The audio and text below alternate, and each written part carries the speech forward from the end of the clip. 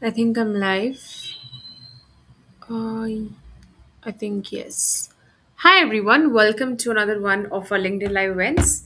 So before we begin, just a bit of a caution that I have some like internet failures that have been happening because of which I couldn't do last two live events either. So in case something gets stuck in the middle, please be patient and watch on. And if I'm able to see, then I will repeat myself in case I miss something. Okay, welcome to today's topic, which is overcoming career stagnation.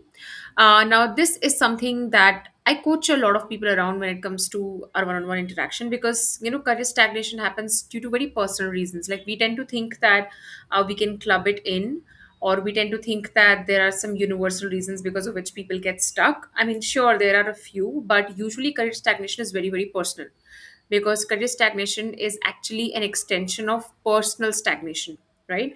When you're stagnating in your personal life, that is when you start stagnating in your career, because your career is nothing but an extension of your personal life, extension of your personality, extension of what is going on in your life, right? And that is why when people believe that they can keep their personal life and their career separate, that doesn't really work, right? When one part of your area is excuse my language, is fucked up, then it's going to spill over to other areas of your life too. So when you're not taking care of things in your personal life, it is ultimately going to come to your career and vice versa. Okay, before we start, I'm just going to quickly check if my audio and video is fine. And for those of you who are watching this as a recording on YouTube, feel free to ask any questions that you want in the comment section. Or if you're not a part of our free coaching community, The Safe Space, you can join us there. I'm planning to do audio coachings and ask me anythings every weekend. The one that we are having this weekend is going to be happening on Saturday and Sunday, preferably after 11 a.m. So you're also welcome to join us there. And if you're someone who's interested in understanding what childhood trauma could be impacting your personal as well as professional life, I did a wonderful 4-day boot camp a while back, and the recording of it is available for you to consume so that you can educate yourself and you can find out what could be invisible and intangible things that could be impacting you. And you will find the link for that in the feature section of my profile. Okay, I think we are fine. Audio and video seems to be okay. All right, cool. Let's start. Now, before we go into overcoming career stagnation, let's first understand what career stagnation actually means. Because here's the thing, right? Stagnation means different things to different people. But if we have to like take into consideration all the reasons that people would think that they're stagnating, the major baseline of it is there is lack of movement, right? Stagnation means there is lack of desired movement, to be exact, right? There's a certain movement you want in your career which is not happening. And for different people, movement can look different things. For example, for you it could be that I want to be recognized more. For you, career movement means that, let's say, for your friend it means more money. For another friend of yours means more work life balance. For another friend of yours means that I get to choose projects the way I want to. So for each one of us, career movement and career means different things. Career stagnation essentially means that your career is not moving in the direction that you want it to move, right? Now, why am I specifying this? Because a lot of times what tends to happen is that people don't listen to their inner voice and their intuition that, you know what, I'm feeling stuck. They tend to compare their life to other people, right? And then they either force gratitude that, oh no, at least I have this, or they tend to indulge into mindless comparison. So for example, let's say my idea of career stagnation would mean lack of creative freedom and lack of freedom in the work that I'm doing. Okay, that is my idea of career stagnation. Let's say for you, your idea of career stagnation is, let's say, not making a lot of money, right? Or not making good money, right? And let's say you and I are talking, and I'm telling you that, you know what, I feel like I don't have any creative freedom in my work anymore, and I don't feel very good about it. And that's my idea of career stagnation. But let's say you come and tell me that, oh, at least you're making good money. Oh, at least, you are able to manage your work and personal life. So you may gaslight me into believing that no, my career is going fine, I don't have to worry about it. But the truth is that your idea of career stagnation is different from mine. For example, let's say you have a lot of creative freedom, but let's say you're not making a lot of money. I may come and tell you, oh, your job is so great, you have so much control over your time, you have so much control over your creative process, you get to have a sort of authority in your work. And for you, that's not really something you prioritize. For you, let's say more money means my career is moving forward. So career stagnation means different things to different people, and that is why you have to decide for yourself what means desired movement in your career to you. Because what may mean progress to you may not mean progress to me, may not mean progress to your parents, your friends, and yada yada yada.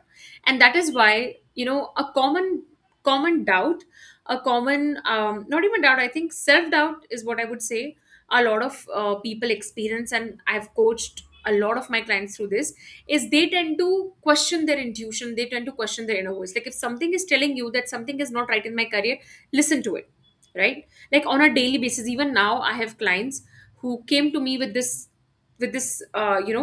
thought, this fact that, Rianshi, we are making great money, and this is probably a dream job for many, but I'm not really happy. And then there is a guilt attached to it, that why am I not happy? I should be happy. Other people tell me that I'm doing so well, yet I don't really feel fulfilled by it. And then there is a forcing gratitude, that no, I should be happy, or that I should feel fulfilled. That's not really the case. If you don't feel fulfilled by wherever you are in your career, then that's the truth of it. And the more you accept your truth, the more you are going to get resources, ideas, thoughts, and people in your life that will help you move away from it and grow into something that you want to be. But the more you live in the illusion where you have to force gratitude, right? For example, if I have to get up every single day and force myself, oh, I should be thankful for my work, then it's not real, right? Gratitude is something that comes naturally to you. Similarly, let's say you are happy in your career, let's say you value money and you're making good money, and let's say your friend comes and tells you that, oh, you know what, you are working too much, and that's not an idea of good career. So you start to question yourself, or you start to compare your life to other people. That's not a great thing to do either, right? You have to determine your parameters as to what desired movement in your career actually means. This brings me to the next point of discussion today, which is, what does career stagnation actually look like? Like, how do you decide that I'm actually stagnating in my career or not? Now, there are multiple reasons, and a lot of them will become more clear when you do more one on one inner work. But the ones that I'm going to be listing today are pretty visible signs, signs to look out for, and signs to pay attention to in case they are like gently happening in your life or subtly happening in your life. Okay, I'm going to check my internet again. I think it's fine, but I just want to make sure that it's not lagging.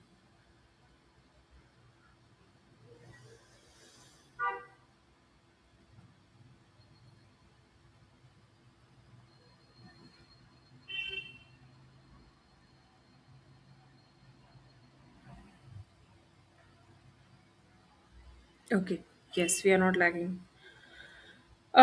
Let's hope to God that I don't get the internet problems I have been having for the past few days. All right, coming back to the point. Now, what does career stagnation can look like? The first sign is that you don't actually have a vision for your career, right? When I say vision, I don't mean what your manager is telling you to do, or if you run a business, I don't mean that what's your day to day like. I mean, you don't have a vision for 1 year, 3 year, and 5 years, right?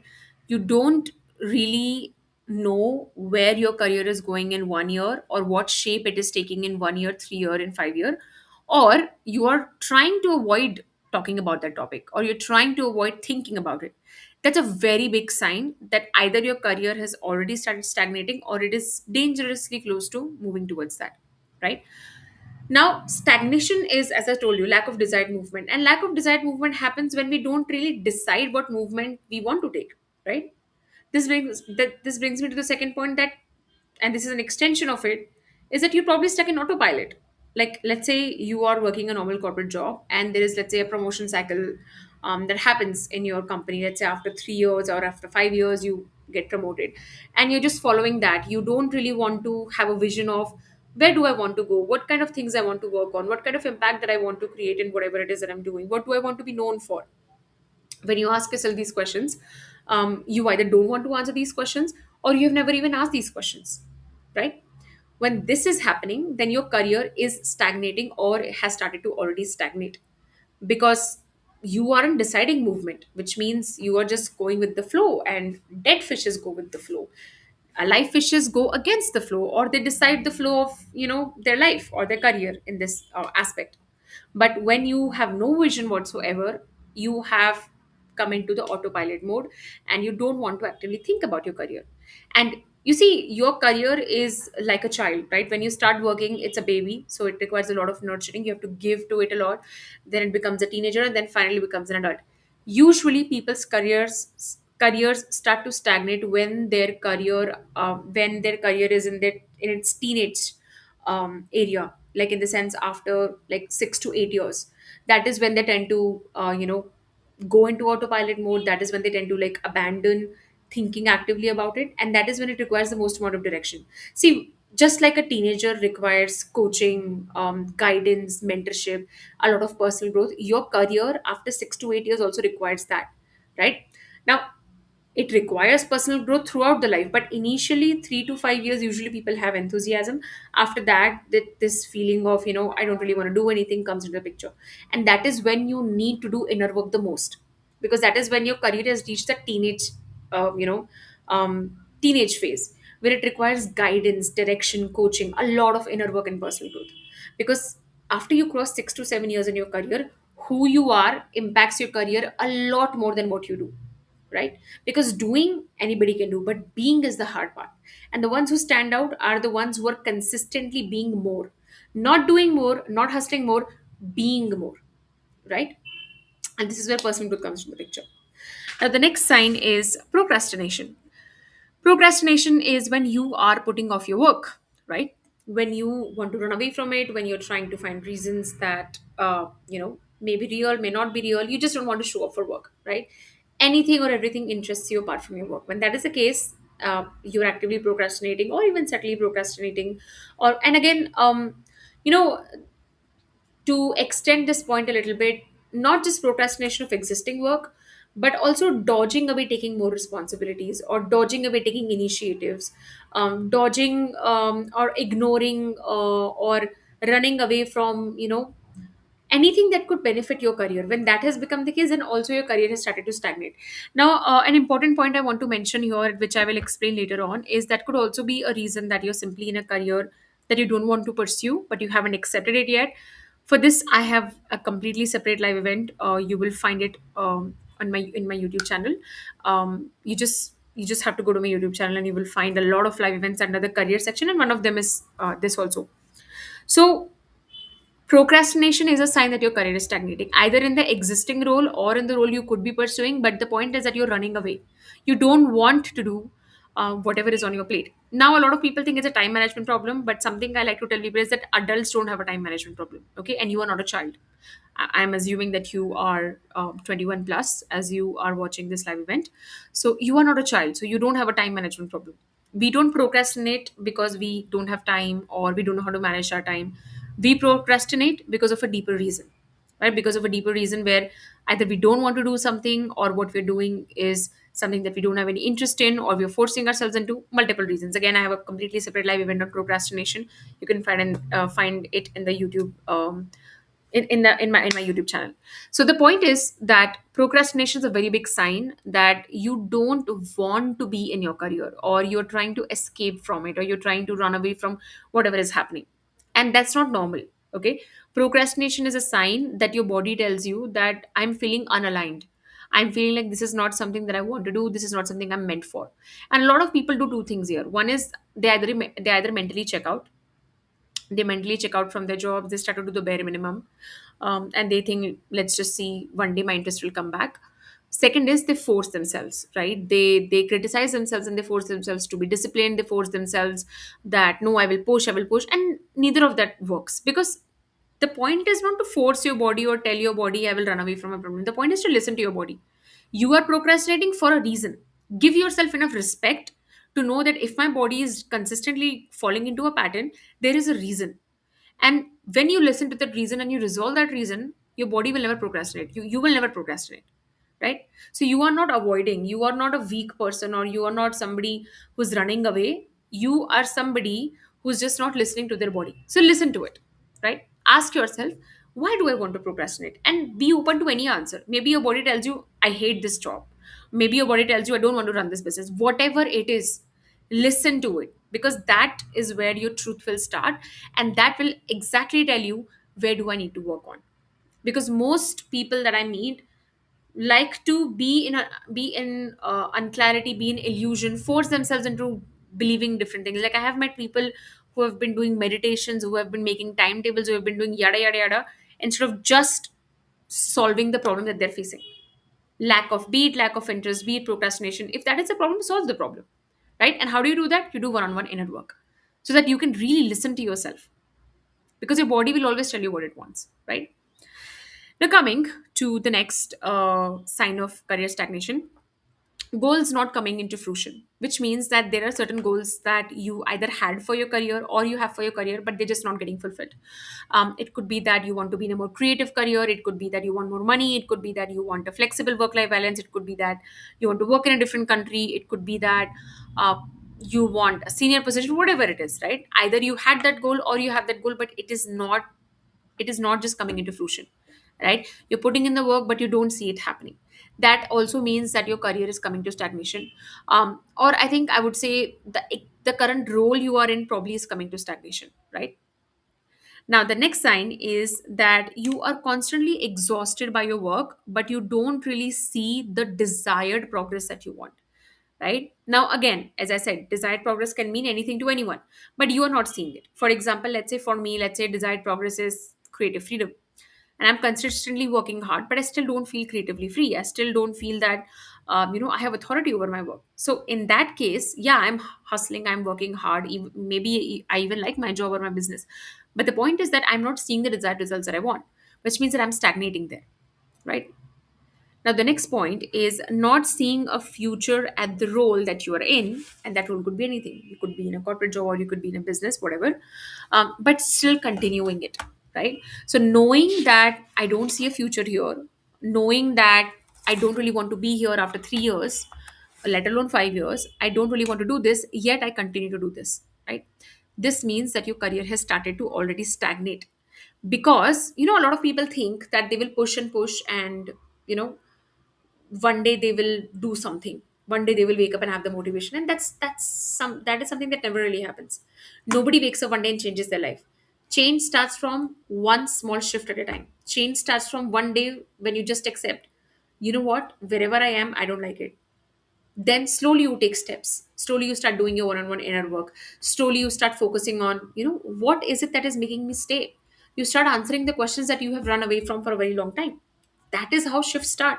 So when you know that I am at a place in my career, I don't want to be yet, I don't like where I am, wherever you are, employed, non-employed, running a business, not running a business, making money, not making money, wherever you are, when you know that I don't like where I am, yet you continue to stay there, it means that your career has already gone into stagnation, right? These are just a few signs. There could be many other signs, and how to listen to those signs, your body will tell you, right?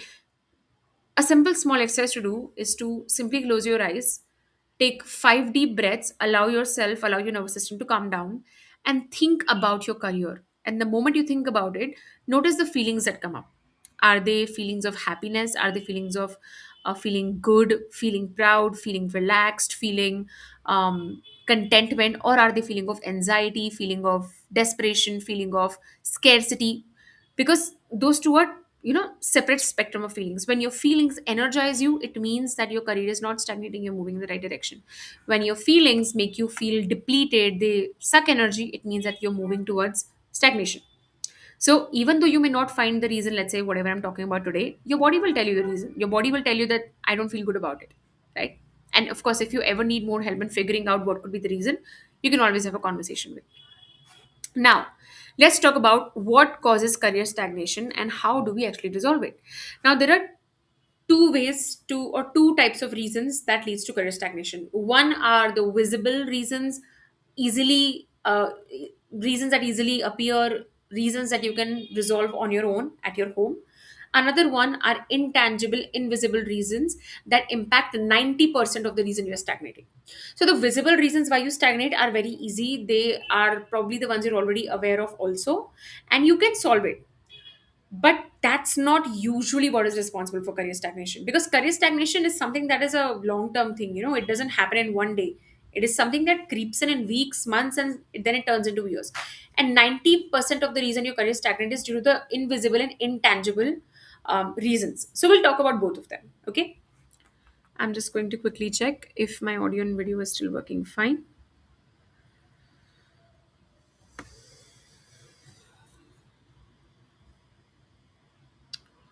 Seems like it is.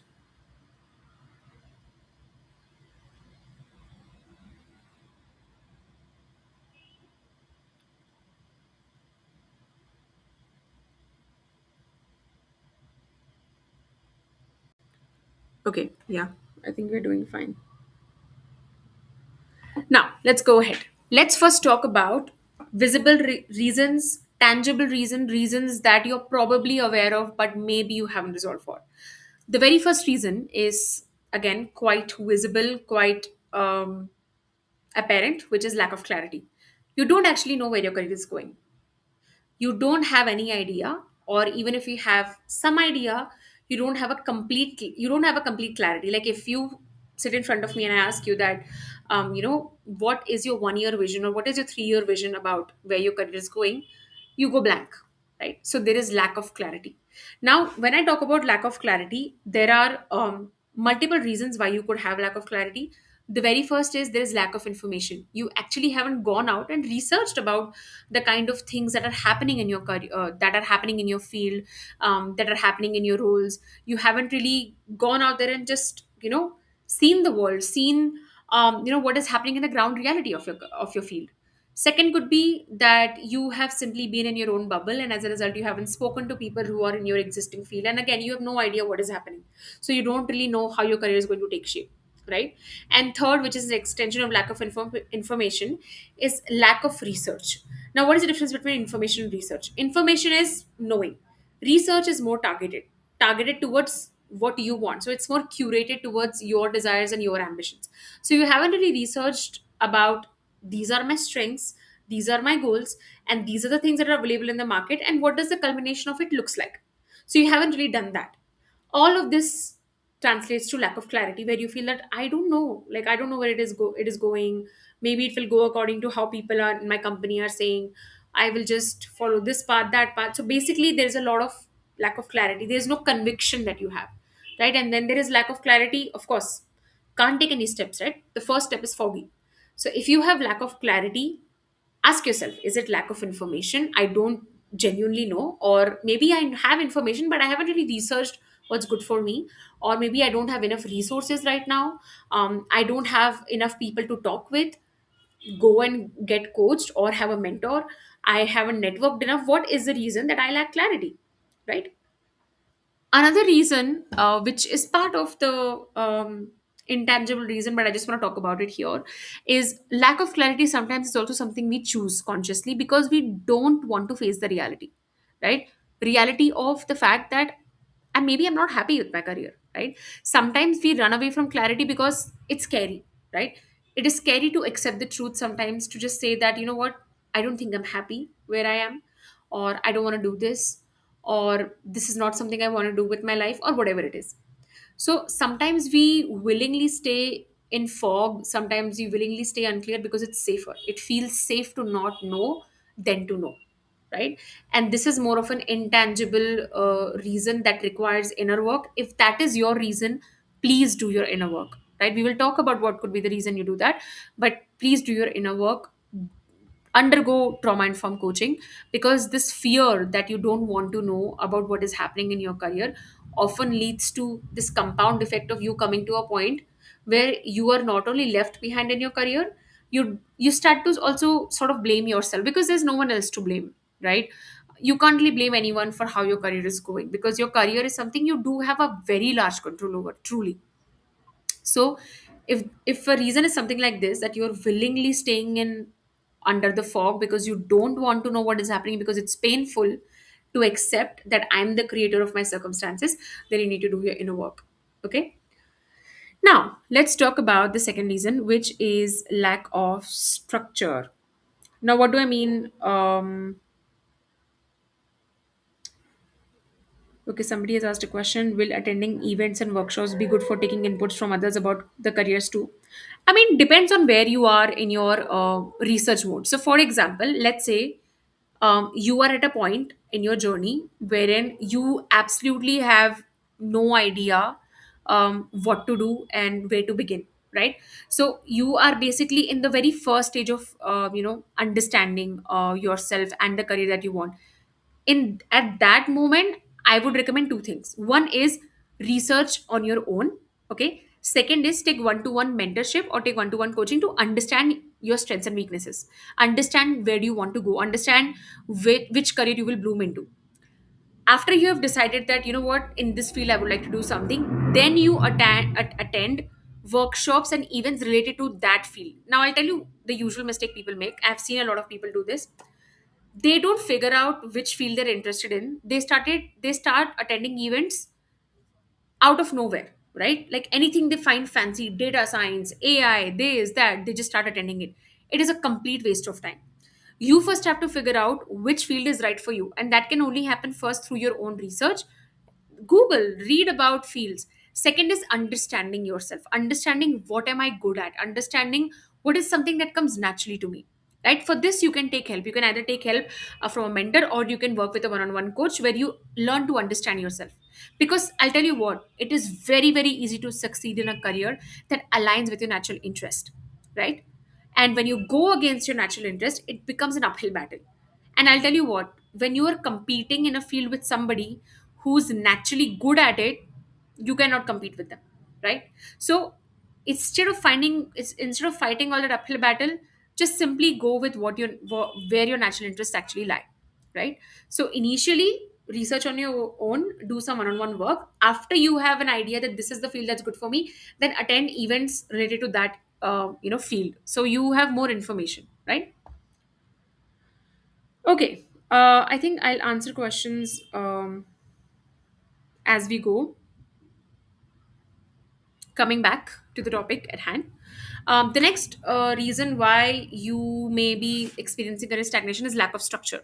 Lack of structure is when you do have an idea that where you want your career to go, but there is no clear structure to how you're going to get there. For example, let's say that you have been working in your company for, let's say, 4 years, and you have gotten some hikes. You're doing good work, and you have a vision in your head that, you know what, I want to make XYZ money, I want to be in XYZ position, and I want to be working with XYZ projects. You have clarity. It is not that you don't have clarity, but there is no structure. Like, you're not actively working towards it, right? You're passive about it. Like, if somebody asks you what do you want to do, you tell them what you want to do. But when they ask you, okay, what are you doing to get there, you don't really have a clear answer. It means that you have a goal, but there is no structured approach and structured action that you're taking towards that goal, right? For example, let's say if my goal is, let's say, losing weight, and anytime you ask me, Rianshi, what are you working towards in your health? I tell you, oh, you know what, I want to lose this weight. But am I taking structured action towards it? Like, do I have a routine? Do I have a diet plan? Do I have a exercise plan? If the answer is no, then it means that my goal is just a, you know it's not a goal, it's just a desire, right? A goal is something where you have a consistent, a structured approach to it. So if you're somebody who knows what you want, but you're not actively working towards it, you lack structure. So you need to sit down and you need to really ask yourself, what is step 1, what is step 2, what is step 3, what is step 4. The second thing you need to do is please assign a timeline to it. If you don't assign a timeline to your goal, you will forever be pursuing it. You will never really get there. So, for example, let's say you are looking for, let's say, a 30% hike. Okay, so let's say that's your goal. Now you have to ask yourself, what are ways I can get that? Can I get it in my current company? Will it require me to switch? If it requires me to switch, what do I need to do? Right? Do I need to prepare for interviews? Do I need to study something? Do I need to contact some of my old colleagues? Whatever, right? Whatever your process is. But you need to create a step-by-step plan, and you need to put a date to it. That, you know what, by this month I'm going to do this. By next month I'm going to do that. 3 months down the line, I should be doing XYZ interviews. That is how you create a structure and move towards it. That is where movement is. A lot of people daydream about their goals, they think about their goals, they fantasize about it, feel good about it. But in reality, zero displacement, right? So you can achieve a lot in your dreams, in your head, sure, great. But if it's not translating into real action, then we go wrong there. The next is when you are stuck in your comfort zone. How do you determine when you're stuck in your comfort zone? First, when you don't really have an answer to where your career is going, and you feel like, in Hindi they say, right, jo chal raha hai, acha chal raha hai, jo bhi chalna hai chalne do, whatever is going, it's good, let it be, right? When you have an attitude like that, you're stuck in comfort zone, right? Second is when you want to stay comfortable and you don't want to answer the questions around where your career is going and what your goals are. When you feel defensive about it or when you avoid it, it means that you're stuck in comfort zone. See, it's okay to be satisfied. Okay, there's nothing wrong with contentment or satisfaction. What is not okay is when growth makes you defensive, growth makes you scared, growth makes you want to run away in the opposite direction. When that is the case, then you're stuck in comfort zone. So you can be content and satisfied and still move towards growth, right? That's the healthy place to be at. Usually people follow the extreme. Either they are constantly chasing or they are just settled into comfort zone, right? And the thing with comfort zone is that, people around you who are moving towards growth, they will outgrow you and you will stay in your comfort zone, and there will come a point where you will simply become replaceable overnight and you will not realize it. So if you're stuck in comfort zone, then that is also a big sign of career stagnation. Now again, there are reasons why people stay in comfort zone. There are more deeper reasons, personal reasons. Fear of success, fear of fear of success, not fear of failure. um, Not wanting to take a chance, not believing in itself. There are multiple reasons. It's mostly inner work related. If you feel that you're stuck in a comfort zone, do your one-on-one inner work, right? Do undergo trauma informed coaching, because when you don't do that, you may blame yourself or you may blame everyone in the world instead of taking accountability, right? Now, the next point is when your energy is going to other places and not really in your career. Now this is a less talked about topic, but this creeps up slowly. I'm just going to see if the internet is still working fine.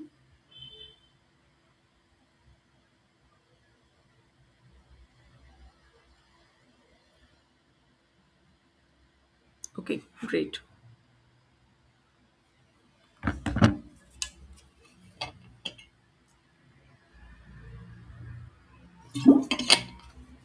So, energy being outsourced to other areas of your life apart from your career, or your career not getting the amount of energy it deserves. Now this is a topic that is first is very relevant to women, because I've seen this happen with women a lot, and as well as people who are in their late 20s or early 30s, because this is where major life transitions happen. What major life transitions? Getting married, having a child, moving to other countries, or engaging in other relationships, whatever it is, right? Now, a common exercise I often ask my clients to do, specifically the ones who believe that I don't have my time for my career, is I like to tell them to give me an audit of the 24 hours. Where are your hours going? Right?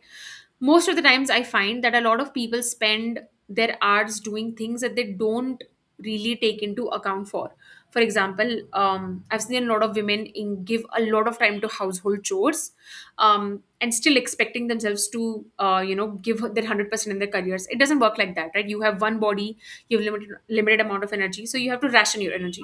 Similarly, new parents, right? When a lot of your when a lot of your energy is going into home, it can happen that your career may slowly start to stagnate and you may not realize it, right? And again, it doesn't mean that you abandon other areas of life. It just means that you have to be realistic and very truthful. Okay, a lot of times don't people don't accept the amount of time they're giving to other things in their life, and they think that I'm working hard but nothing is happening. That's not really the case. Okay, universe always restores balance. Wherever you put more amount of energy, that area will grow. And we all have seasons of life. Of course, there will be season of life where you want to take a step back from your career. There will be seasons of life where you want to give to other people and areas of your life, and that's fine, that's good. It's just important to not blame your career or other people or other things for this. Okay, so you have to evaluate where is my energy going, because sometimes your energy is going into other things that you may not realize, and you may not be even aware of. Which brings me to the extension of this point: is your if your energy is going into unproductive things in unproductive relationships, like fighting mental battles, in the sense having problems around overthinking, anxiety, um, unhealed childhood trauma that keeps you stuck in survival mode. These are areas that you may not even realize but are eating up a lot of your day. If you're spending, if you're working 10 hours a day and 6 hours a day you're overthinking and over calculating everything, that's time you're stealing from your career. Similarly, if you're in a toxic relationship, right, or if you're in family dynamics that is very toxic, or you are stuck in toxic friendships, anything that is consistently sucking your energy, that's time that is being taken away from your career. So realistically ask yourself, where is my time going? Like on a daily basis in 24 hours, what am I doing when? What am I when am I doing what, right? How much time am I spending with toxic people in my life? How much time am I spending in fighting mental battles like overthinking, anxiety, people pleasing? How much time am I giving away to other people that I don't even take account for? Let's say I keep on doing things for other people. I keep on doing things for, let's say, my in-laws, or let's say my parents, or let's say my partner, that I don't consider work, right? Everything that you're giving, anything that you're doing, anything that you're giving energy to is work. Okay, just because you count something that leads to making money does not make it work. Everything is work. If you're mopping the floor, that's also work, right? Just because it's unpaid labor does not mean that it's not work. It is work. So for example, if you are somebody who's managing housework and your office at the same time, or you have a child also, all of that is work. So really ask yourself, where are most of your hours going? When you do that, you will realize two things. One is where you're giving hours that are not required. Second is you will realize why your career could be stagnating, because this is very slow and quiet. Okay, initially when you start to take a step back from your work, actively taking step back, right, and slowly becoming passive in your career, it may not come as a direct awareness or reflection. It comes after a while, right? So it is very important to see, where is my energy going, right? Where is my time actually going? And I want you to take into account the time of also planning, overthinking, and whatever mentally that you do, because that is mental labor. We don't count emotional mental labor, and this is something that I often tell my clients who specifically believe that they are not working enough. Every mental labor that you're doing, what is mental labor? Anything that you're doing mentally, for yourself or for other people. So overthinking for yourself, overthinking for other people, people pleasing other people, managing other people's expectations, always trying to keeping other people happy. Whatever you're doing for other people, that is also labor. Similarly, emotional labor, let's say you live with your in-laws and you're always managing other people's expectations, or you're living in your home and your parents have a lot of expectations, or your partner and you are always fighting and your emotions are going there. All of this is labor, right? So when so much labor is going into other areas of your life, naturally your career will take a backseat and naturally stagnation will happen there. So please take into account, where is your energy going, because just because you don't take into account does not mean that it's not real, right? It is very real. So something I invite you to do is make a diary, okay, for a month. Just do it for 30 days. Do an energy and time audit. How much time and energy am I giving to other different areas of my life? And you can divide your area into, let's say, physical health, if you do workout, cooking if you do that, cleaning if you do that, with your partner if you are married or in a relationship, with your child if you have a child, if you live with your in-laws, to that, if you live with your parents, to that. Really really do a time audit and see where is your energy going, and you will have a very clear picture of why you could be feeling exhausted at work, or why you could be feeling that I don't want to actively take steps towards my work, right? Because exhaustion is very real, and you have to make sure that you answer the question to why am I exhausted, right? Okay,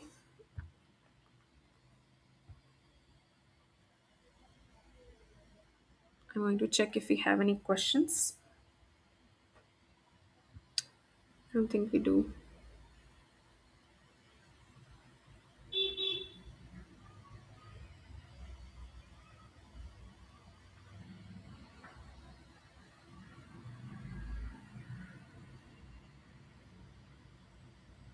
Okay, I don't think we have any questions.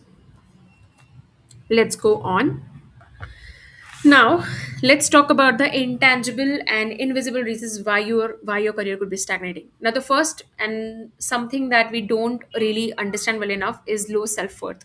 Now, what low self-worth basically means is that you tend to believe that you are unworthy of the success that you want, unworthy of the growth that you want, unworthy of whatever it is that you want in life. And when I say unworthy, it does not just mean that you feel that I don't deserve it. That could also be it. But it also means that you feel that you have to do something very, very different. You have to work very, very hard. You basically believe that at present, wherever I am and whoever I am, it's not enough, right? So that is also a sign of low self-worth. And when that is the case, you tend to lower your expectations over a period of time. You tend to reject opportunities, reject the success that you could experience, and basically you start to become small, you start to play small. And that is a big reason why your career could stagnate, right? Because low self-worth is an internal problem. It is not something that's existing in real, right? Whatever you want is something you can get, but the point is, will you allow yourself to get? A lot of people believe that, I am unable to get this because, I'm not talented enough. It's usually that you don't consider yourself worthy enough. Because when you believe you're worthy, talent, hard work, everything takes a backseat, because you automatically work towards it, right? You don't question yourself, am I talented enough? You already know that you are. You just have to develop the skill set for it. So when you struggle with low self-worth, there's a very big reason, that's a very big reason why your career could stagnate, because you yourself are self-rejecting. So when you reject yourself, how can success come to you? How can opportunities come to you? How can growth come to you? Right? Now, low self worth. The reason for that is often in your childhood, when you have not been when you have not been treated right, when you were criticized, when you weren't loved and given attention to enough. What tends to happen is that you tend to find your self worth in external things. You may tie it with money, you may tie it with achievements, and inherently you feel a lack of it. Right? Inherently, you don't feel valuable, and that, a lot of it, comes from your childhood, how you were treated by your parents specifically, and we call that childhood trauma. Right? Childhood trauma is nothing but every single time that you felt unsafe, not just physically but also emotionally and psychologically as a kid, and that is when a trauma wound starts to form. So when there's a lot of childhood trauma, there's automatically low self-worth and it impacts your career. How do you deal with it? You do one-on-one trauma healing work with the coach, right? When you do that, two things happen. One is you start to connect with your inner child, and that inner child starts to let go of all the pain that he has been carrying, right? So as a result, you automatically, create space in your life for abundance and success, and it starts to come to you. Second very interesting thing that happens is that you start to become more of who you are, which means that you suddenly may, experience that you want to pursue something different. You may suddenly feel confident enough to go after things that you always wanted to, but lack the courage to. So it's very, very important to work on healing your childhood trauma, because that essentially stops you from going after what you want. Or even if you're going after it, your capacity to accept success is so small that you make it harder for yourself, which brings me to the next point, which is loyalty to hustle and struggle, right? Now, you must have met people who genuinely believe that struggling and hustling is something that they should take pride in, or they make you feel guilty that you're not struggling in life, or they take pride in working too hard, they take pride in hustling, they take pride in back-breaking work, right? So they think it's a badge of honor. These people have a loyalty to struggle and hustle, right? And loyalty to struggle and hustle comes from two places. First is intergenerational nature, which is called intergenerational trauma, which means that your parents went through a difficult life. They faced a lot of struggle, they faced a lot of hustle, and that is something you've inherited from them, right? So that loyalty to struggle and hustle is something that keeps you, close to your parents emotionally. So it is something that you have a unconscious and blind loyalty to. Second is childhood trauma. So when you've experienced receiving things very difficult in life. So basically, how do you learn to receive anything in life? You learn to receive from your mother, right? She is the person you learn to receive from, because she is responsible for giving you everything, your life, nourishment, food in the initial years of life. So when it is difficult to receive from your mother, love, attention, unconditional love and attention, unconditional and consistent love and attention, receiving becomes difficult from the world, right? First mom, then dad, and then the world. So your mom and dad, how receiving happened at your home, it determines how you receive anything in the world, right? Love, success, money. So when receiving has been difficult from mom and dad, you make it difficult in your career also. You reject easy paths. You are somebody who will laugh if somebody tells you an easy way, because you just can't believe it. You must have met some people, right, who are very cynical. They believe that back-breaking hard work is the only way you can have success, or they don't actually believe easy paths exist, or they deliberately make their life hard. They will do extra work, they will work very hard because they believe that, oh, that is how I will get noticed. All of this is struggle, all of this is loyalty to struggle and hustle, because it feels familiar. Pain feels familiar. Chasing feels familiar. Running after self worth feels familiar, because that is how you grew up. You had to chase mom and dad's attention and love. You had to work very hard for them. You had to work very hard for their love and attention. So you do the exact same thing in every area of your life, your relationships, your career, money, success, everything. So that is what loyalty to hustle and struggle does. That is also where career stagnates, because to you, career is not career. It's a means of chasing self worth. So you basically look at your career, you bring the blueprint of your childhood trauma, you make it difficult for yourself. So your career stagnates, because the thing with people who have loyalty to hustle and struggle is that they eventually burn out, right? And they make it harder for themselves to experience success, experience wealth, because again, right, receiving is difficult. So career stagnation is very easy for people who have struggled, who have loyalty to struggle, because after a point you can't push anymore, right? Your trauma wound will tell you to push, but your body after a point gives up, and that is why such people develop a lot of diseases around the late 30s and early 40s, right, which forces them to slow down. So if you're somebody who hustles, who believes that things are very hard for me, or who has always struggled with your career, there's a very high chance that there is a lot of unhealed childhood trauma that has been left unaddressed. And if that is the case, work on it. It is something that I work with my clients in my one-on-one trauma healing containers all the time. If you would like my help, you can always book a coaching session with me, or you can also work with someone else. But the point is to work on it and not ignore it, right? Because hard work is not how you get to your goals. Okay, it's strategic work. And believe it or not, oftentimes the success that you want requires less hard work and more smart and strategic work, right? And people who have loyalty to hustle and struggle don't understand it. They put their head down and they work like a labor, because they think that hard work will get me somewhere. They don't know how, but illusion, assumption. So please understand that you need to do strategic work to get to where you want to be, right? And that may not involve hard work. That may involve understanding how things work. That may involve the right connections. That may involve personal growth, having confidence, right? Now, the next point is unhealthy relationship with success and money. Now, unhealthy relationship with success and money means two things. One is you avoid it, you are terrified of money, you want to run away from it, you don't want to talk about it, you feel anxious about talking about money, so you just avoid the topic completely. You are somebody who believes that, oh, I don't work for money, let's not talk about money, money is an evil thing, let's not make it about money, so you run away from it. Similarly, success also, you are terrified of it, it makes you anxious. The other aspect of it is you're very, very desperate for it. You run behind money. Money gives you self worth. Money makes you feel a sense of, oh my God, I can finally breathe. So you run behind money and success. Both means that you have an unhealthy relationship, right? When you're avoiding, it means that you have difficult feelings, unresolved feelings that you don't want to face. So you have an avoidant relationship with it. Another is the anxious attachment that you have with money and success. You are desperate behind it. In both the cases, you're not building a career, you're chasing self worth, right? And this often happens when you haven't received like healthy, consistent, and unconditional love and attention from your parents. Because you see, how you received love and attention, how you received safety from them, is how you receive anything. So whatever relationship you had with your parents, avoidant, the one that is desperate, you're chasing their approval, that's the same thing you're going to take in your career. That's the same blueprint you will take in your career, right? So let's say you always have to chase your mom and dad's love and attention. You will do the same thing with success and career. Now, the problem with this kind of relationship is that with money and success is that you are not logical about your career. You are like a child, because technically your inner child is wounded because of childhood trauma. You are like a child who's running, you know after something. You don't take a step back and logically evaluate, what am I doing, where is my energy going, what am I really building. You're just running blind, right? So exhaustion happens, burnout happens, unhealthy relationship with yourself and work happens, multiple things. But the point is that you make it hard for yourself. So again, the answer to this is doing one-on-one trauma work, so that you can release all these patterns.